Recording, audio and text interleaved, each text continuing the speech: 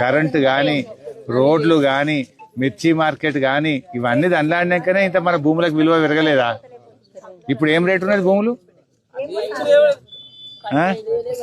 అప్పుడు 40-50 అయింది మన గవర్నమెంట్ లో.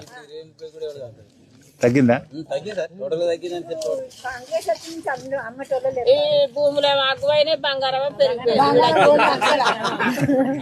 తులం బంగారం ఇస్తాను కదా రేవంత్ రెడ్డి పెళ్లికి.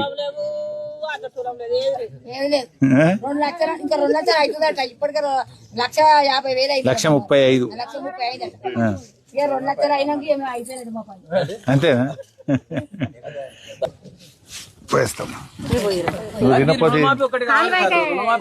చేపిస్తా తల్లి, తప్పక చేపిస్తా. చేపిస్తా సారు.